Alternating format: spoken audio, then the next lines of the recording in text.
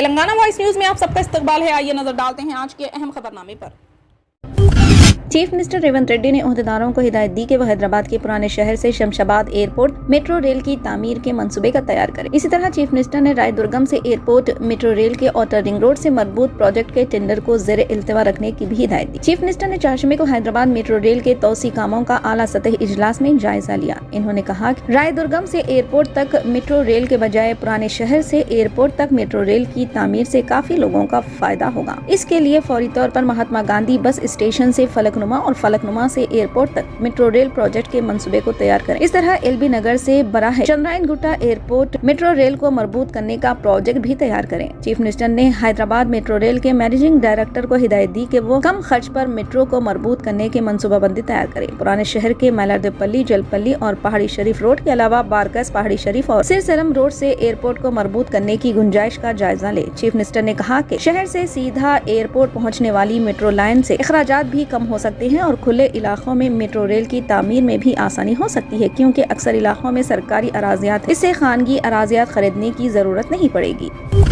BRS के कारगुजार सदर व साबिक वजीर तारिक रामाराव ने इल्जाम लगाया कि कांग्रेस पार्टी ने 6 जमानतें देकर अवाम को धोखा दिया। कांग्रेस हुक्मरानों का असल खेल तो अब शुरू होगा, क्योंकि कांग्रेस ने वादों से कबल रियासत की आमदनी का तखमीना नहीं लगाया, अब आमदनी का तखमीना लगाया जा रहा है। साबिक वजीर केटीआर ने कांग्रेस उम्मीदवार प्रसाद कुमार को स्पीकर के तौर पर नाम के तायद करते हुए पर्चा नामजदगी पर दस्तखत किए। बाद इन्होंने मीडिया के नुमाइंदों से गैर रस्मी बातचीत की। राहुल गांधी ने कर्ज माफी का वादा किया था, इख्तिदार में आने के 2 दिन में कर्जे माफ कर देंगे। इन्होंने सवाल किया कि पहली काबीना में ही 6 जमानतों को क्यों पूरा नहीं किया गया और कर्ज माफी का क्या हुआ। इन्होंने कहा कि बीआरएस पर रियासत में कर्जों का अंबा लगाने का इल्जाम आयद किया जाएगा। कल गवर्नर की तकरीर में भी यही बात कहलाई जाएगी। इन्होंने कहा कि एक एमएलए के हलके में 45,000 नौकरियां देने का वादा किया गया। अगर पूछा जाए कि वो कैसे देंगे तो वो जवाब नहीं देंगे।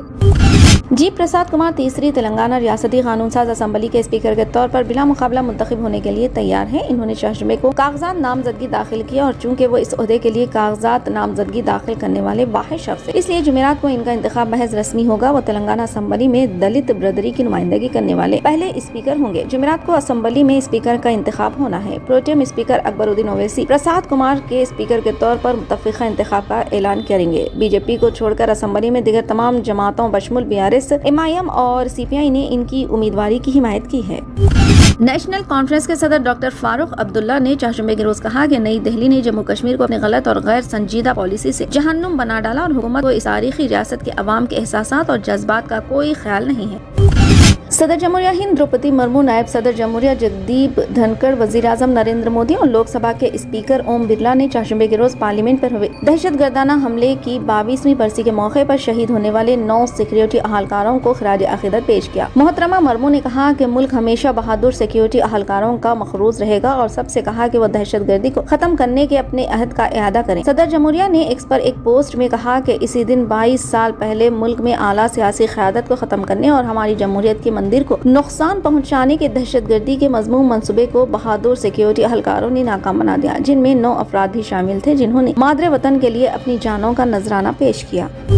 नारायणपेट की रुकन असम्बली डॉक्टर चिट्टम प्रियंका रेड्डी ने आज बारगाह तकी बाबा रहमतुल्लाह अलैह पर हाजिरी दी। उनके हमरा डॉक्टर विश्वजीत रेड्डी भी मौजूद थे। डॉक्टर चिट्टम प्रियंका रेड्डी ने हालिया असम्बली इंतखाबात में नारायणपेट से कामयाबी हासिल की थी। इस ज़िमन में इन्होंने बारगाह तकी बाबा रहमतुल्लाह अलैह पर पहली मरतबा हाजिरी दी। इस मौके पर सज्जादा नशीं बारगाह सैयद शाह गियाजुद्दीन खादरी ने बारगाह में डॉक्टर विश्वजीत रेड्डी को ज़ियारत कराई। इस मौके पर सज्जादा दरगाह सैयद गियाजुद्दीन खादरी ने नौ मुंतखबा रुकन असम्बली डॉक्टर चिट्टम प्रियंका रेड्डी और उनके शौहर डॉक्टर विश्वजीत रेड्डी को तहनीत पेश की। इस मौके पर दरगाह कमेटी मोतमिद मोहम्मद नवाज मूसा के अलावा कांग्रेस पार्टी कायदीन अब्दुल सलीम कौंसलर, महमूद कुरैशी, सदर अखिलती सेल डॉक्टर यूसुफ, ताज मकबूल, अब्दुल रहमान चांद, नसीरुद्दीन चांद, मुर्तुजा चांद, मोहम्मद तकी, मोहम्मद इलियास व दीगर मौजूद थे।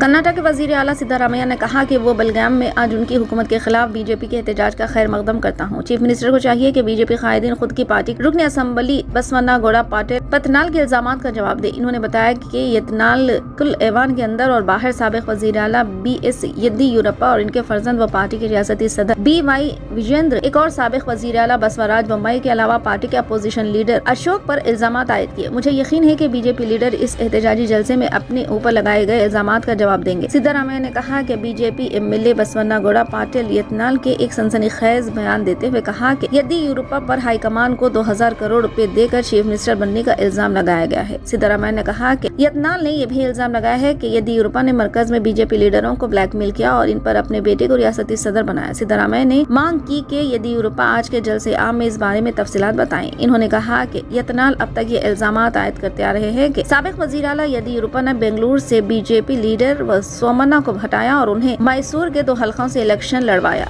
अब एक और संगीन इल्जाम लगाया कि BY विजेंदर ने बसवराज बोम्मई को हराने के लिए पैसे दिए थे।